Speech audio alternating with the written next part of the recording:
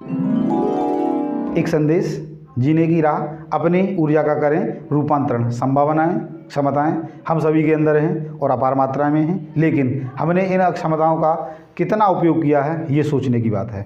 मानव जीवन मिला है तो हमें उलटफेरों का सामना भी करना पड़ेगा। उलटफेर आते ही रहेंगे। इन उलटफेरों से चिंतित होने की ज़रूरत नहीं है, सावधान रहने की ज़रूरत है। जब ये उलटफेर आते हैं तो हमें एक नकारात्मक ऊर्जा दे जाते हैं। इस नकारात्मक ऊर्जा को हमें सकारात्मक ऊर्जा में बदलने की ज़रूरत है। हमारे जीवन में समस्याएं कभी ख़त्म नहीं होने वाली। एक समस्या का आप निपटारा करोगे, दूसरी समस्या आपके सामने खड़ी होगी।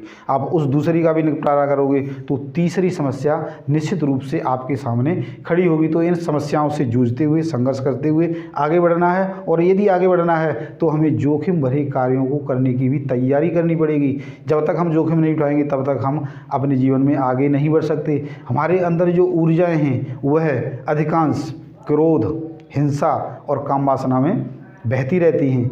अर्थात हमें उन ऊर्जाओं को उधर से डाइवर्ट करके एक सकारात्मक दृष्टिकोण या सकारात्मक दिशा की ओर हमें लेके आना है। तभी हम अपने जीवन में आगे बढ़ सकते हैं। हमारे इन ऊर्जाओं को हम सकारात्मक दृष्टि या एक अच्छी दिशा में जाने के लिए, इनको रूपांतरित करने के लिए हमें मेडिटेशन की ज़रूरत है। मेडिटेशन से हम इन ऊर्जाओं को रूपांतरित कर सकते हैं। और जब हम इन ऊर्जाओं को रूपांतरित करते हैं तो हमें हमारे जीवन के जो आनंद है वह या सुख है वह प्राप्त होने लगता है। और ये हम कैसे कर सकते हैं?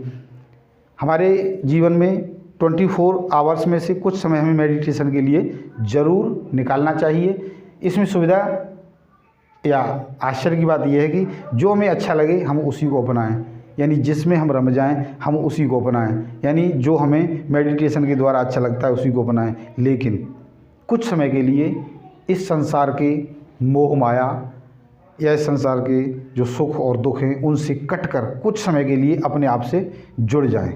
यानी हमें यह लगे कि हम इस संसार से दूर हैं, उसी को हम क्या कहते हैं? ध्यान। और यह ध्यान ही हमारी ऊर्जा को सकारात्मक दिशा में ले जा सकता है। धन्यवाद।